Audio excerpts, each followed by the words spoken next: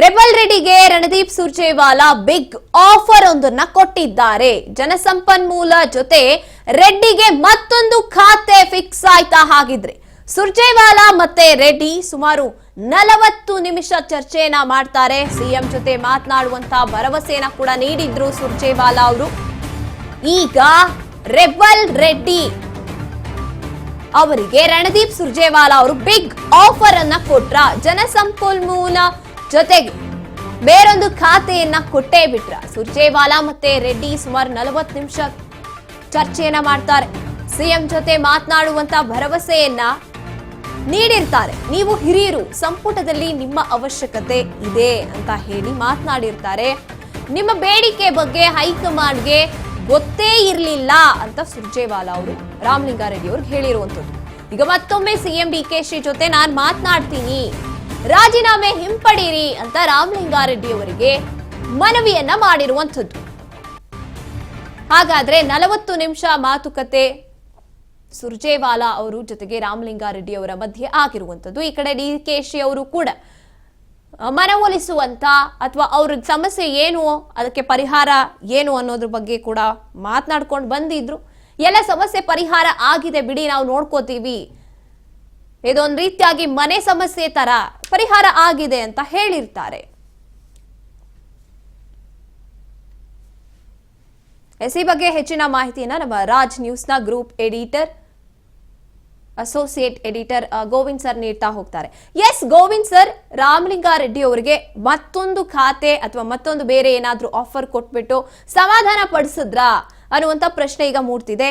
ಈಗ ಅವರು ರಾಜೀನಾಮೆಯನ್ನ ಹಿಂಪಡಿತಾರಾ, ಏನಾಗುತ್ತೆ ಈ ಒಂದು ವಿಚಾರದಲ್ಲಿ ಅಂತ?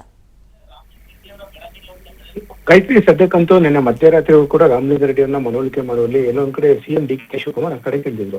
ಸಹಜವಾಗಿ ಈ ಒಂದು ವಿಚಾರ ಸಂಬಂಧಪಟ್ಟಂತೆ ನೀವು ತೆಗೆದುಕೊಂಡಂತ ನಿರ್ಧಾರ ಸರಿ ಇಲ್ಲ ಅಂತ ಹೇಳಿ ತಮ್ಮ ಅಸಮಾಧಾನವನ್ನ ಡಿ.ಕೆ. ಶಿವಕುಮಾರ್ ಭೇಟಿಯಾದಂತ ಸಂದರ್ಭದಲ್ಲಿ ನೇರವಾಗಿ ತಮ್ಮ ಅಸಮಾಧಾನ ಹೊರಹಾಕಿದ್ರು.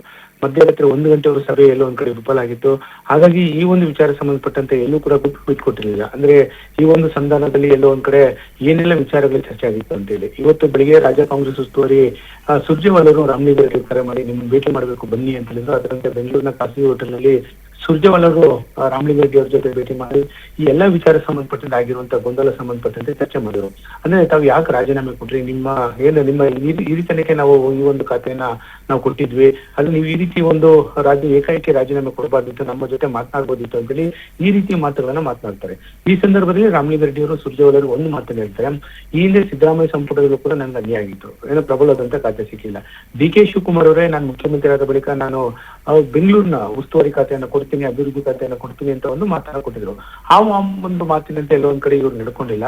ಹಾಗಾಗಿ ಈ ಒಂದು ವಿಚಾರದಲ್ಲಿ ನನಗೂ ಕೂಡ ಅಸಮಾಧಾನ ಇದೆ ಅಂತೇಳಿ ನೇರವಾಗಿ ತಮ್ಮ ಮಾತುಗಳನ್ನ ಮಾತನಾಡ್ತಾರೆ. ಈ ಸಂದರ್ಭದಲ್ಲಿ ಸುರ್ಜೇವಾಲಾ ಅವರು ಹೇಳ್ತಾರೆ, ನೀವು ಹಿರಿಯರು, ಬೆಂಗಳೂರಿಗೆ ನಿಮ್ಮದೇ ಆದಂತ ಒಂದು ಕೊಡುಗೆ ಇದೆ, ಹಾಗಾಗಿ ಪಕ್ಷದ ಮಟ್ಟದಲ್ಲೂ ಕೂಡ ನೀವು ಹಿರಿಯರು, ನೀವು ನಿಮ್ಮ ಒಂದು ಸೇವೆ ಏನಿದೆ ಇದು ಸಹಜವಾಗಿ ಈ ಒಂದು ಸರ್ಕಾರಕ್ಕೆ ಬೇಕಾಗುತ್ತೆ, ಸಂಪುಟದಲ್ಲಿ ಕೂಡ ನಿಮ್ಮ ಸೇವೆ ಬೇಕಾಗುತ್ತೆ. ಹಾಗಾಗಿ ನೀವು ಈ ಒಂದು ವಿಚಾರದಿಂದ ಹಿಂದೆ ಸರಿಬೇಕು, ಒಂದು ರಾಜೀನಾಮೆಯನ್ನ ವಾಪಸ್ ಪಡೆದುಕೊಳ್ಳಿ ಅಂತೇಳಿ ಎಲ್ಲೋ ಒಂದ್ ಕಡೆ ತಮ್ಮ ಮನವೊಲಿಕೆಯನ್ನು ಮಾತಾಡ್ತಾರೆ.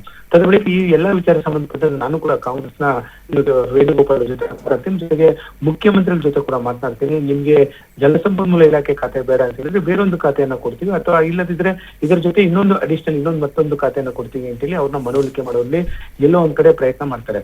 ಹಾಗಾಗಿ ಇವತ್ತು ಸಂಜೆವರೆಗೂ ಕೂಡ ಈ ಒಂದು ವಿಚಾರ ಸಂಬಂಧಪಟ್ಟಂತೆ ಸರ್ಕಸ್ ಆಗುತ್ತೆ. ಮುಖ್ಯಮಂತ್ರಿಗಳು ಇವತ್ತು ಮಧ್ಯಾಹ್ನದ ವೇಳೆಗೆ ಮತ್ತೆ ಸುರ್ಜೇವಾಲಾ ಅವರನ್ನ ಭೇಟಿ ಮಾಡಿ ರಾಮಲಿಂಗಾರೆಡ್ಡಿ ವಿಚಾರ ಸಂಬಂಧಪಟ್ಟಂತೆ ಏನ್ ಅಂತಿಮವಾದಂತ ತೀರ್ಮಾನ ತೆಗೆದುಕೊಳ್ಬೇಕು ಅಂತ ಸಂಬಂಧಪಟ್ಟಂತೆ ಇವತ್ತು ಚರ್ಚೆ ಮಾಡಲಿದ್ದಾರೆ. ಹಾಗಾಗಿ ಒಟ್ಟಾರೆಗೆ ರಾಮಲಿಂಗಾರೆಡ್ಡಿ ಸದ್ಯದ ಮಟ್ಟಿಗೆ ಇನ್ನೂ ಒಂದು ಸಂಧಾನ ಸಕ್ಸಸ್ ಆಗಿಲ್ಲ. ಇವತ್ತು ಸಂಜೆವರೆಗೂ ಕೂಡ ಕಾದು ನೋಡುವ ತಂತ್ರಕ್ಕೆ ಎಲ್ಲೋ ಒಂದ್ ಕಡೆ ರಾಮಲಿಂಗಾರೆಡ್ಡಿ ಕೂಡ ಹೋಗ್ತಾ ಇದ್ದಾರೆ. ಅದನ್ನೇ ರಾತ್ರಿವರೆಗೂ ಕೂಡ ಮುಖ್ಯಮಂತ್ರಿಗಳು ಭೇಟಿ ಮಾಡಿದ್ರೆ, ಇವತ್ತು ಸುರ್ಜೇವಾಲಾ ಅವರು ಭೇಟಿ ಮಾಡಿದ್ದಾರೆ. ಹಾಗಾಗಿ ಇನ್ನು ಮತ್ತಷ್ಟು ಒಂದು ಸಮಯಾವಕಾಶ ಕೇಳಿದರೆ ಇವತ್ತು ಸಂಜೆ ಒಳಗಡೆ ಬಹುತೇಕ ಇದರ ಜೊತೆಗೆ ಮತ್ತೊಂದು ಅಡಿಷನಲ್ ಖಾತೆ, ಇಲ್ಲದಿದ್ರೆ ಬೇರೊಂದು ಪ್ರಬಲವಾದಂತ ಖಾತೆ ಕೊಡೋದಕ್ಕೆ ಎಲ್ಲೋ ಒಂದ್ ಕಡೆ ತೀರ್ಮಾನ ಮಾಡುವಂತೆ ಕಾಣಿಸ್ತಾ ಇದೆ. Gayathri, thank you Govind sir ನಿಮ್ಮೆಲ್ಲ ಮಾಹಿತಿಗಾಗಿ.